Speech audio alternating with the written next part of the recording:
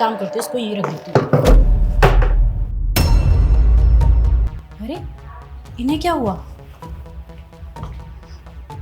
Uncle, Sumit, Sumit, क्या हुआ भाभी? ये देखो ना, अंकल को क्या हो गया? मुझे लग रहा है ये बेहोश हो गए हैं। अरे कुछ नहीं भाभी, गर्मी ज़्यादा है ना, चक्कर आ गए होंगे। अरे नहीं नहीं सुमित, मुझे लग रहा है इनकी तबीयत बहुत ज़्यादा ख़राब है। इनकी ना हमें मदद करनी चाहिए। अच्छा ठीक है भाभी, आप अंदर जाके एसी चालू कीजिए, मैंने लेकर आता हूँ, ठीक हो जाएगा ये। हाँ ठीक है, मैं एसी ऑन करती हूँ, तुम इन्हें लेके आओ। अंकल जी आइए।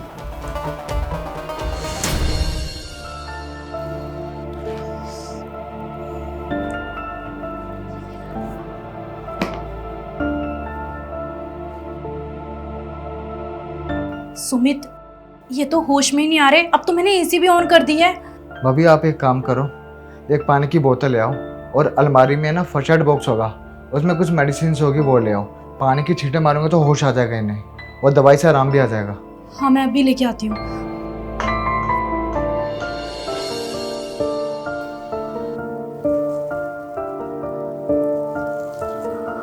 अरे ये कहाँ आ गया मैं? अरे किसका घर है? अरे एसी चल रहा है।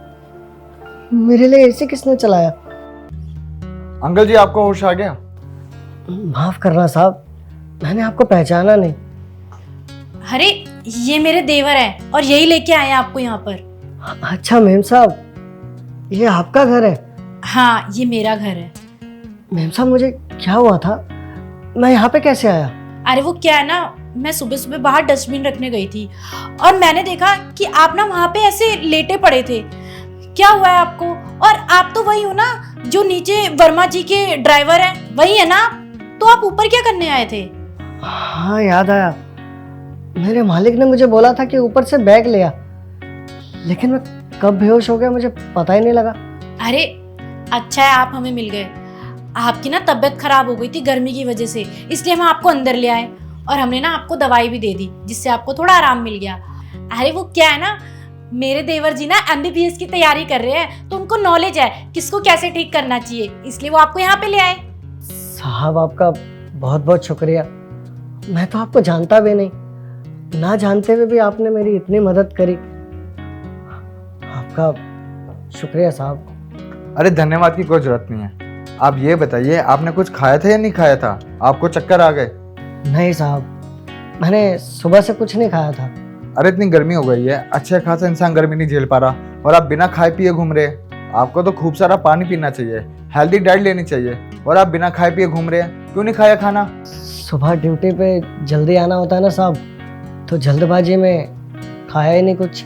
अरे जल्दी आते तो खाना खाकर आते ना, और जब शरीर ठीक रहेगा तभी तो काम करोगे। कुछ खाकर आना चाहिए आपको। आप अगर इतने ज़्यादा बिजी हो तो अपने फैमिली में से किसी को बोल देते, वो आपके लिए खाना बना देते। घर में कोई नहीं है साहब, मैं अकेला रहता हूँ यहाँ पे। क्या आपका कोई परिवार का नहीं है?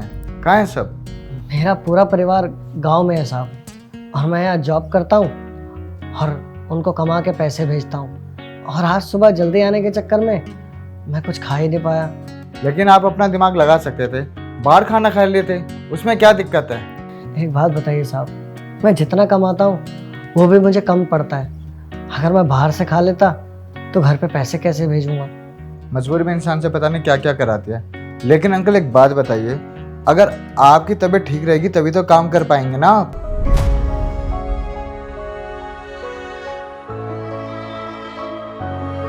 तुम यहाँ पे क्या कर रहे हो? साहब आप यहाँ पर, ये आपका घर है? हाँ ये मेरा घर है, पर यहाँ कैसे आना हुआ?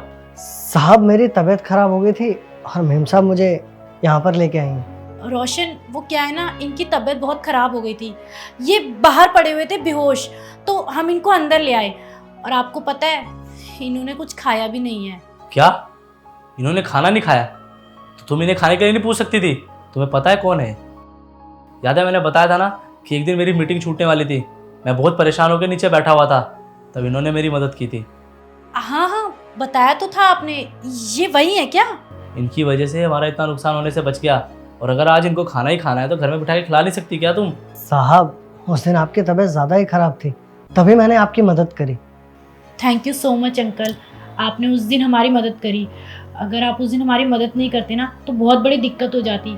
आप ना एक काम करिए, आपको ना आगे से खाना खाने की टेंशन नहीं लेनी है। आपको जब भी खाना हो ना आप यहाँ पे आ जाना, मैं आपके लिए अच्छा अच्छा खाना बना दूंगी। मेम साहब, आप ये कैसी बातें कर रही हैं? आप लोग बहुत अच्छे हैं, लेकिन ऐसे में आपके ऊपर बोझ नहीं बन सकता। अरे कैसी बात कर रहे हो आप? इसे बोझ वाली बात कैसी है? अरे इंसान कमाता क्यों है? खाना खाने के लिए। अगर हम आपको 2 वक्त का खाना ही दे देंगे तो क्या गलत हो जाएगा? अरे अभी आप मेहनत कर रहे हो, आपके पास 50 मजबूरियां हैं, तो खाने के पैसे इकट्ठे नहीं हो पा रहे होंगे, तो हम खिला देंगे ना आपको।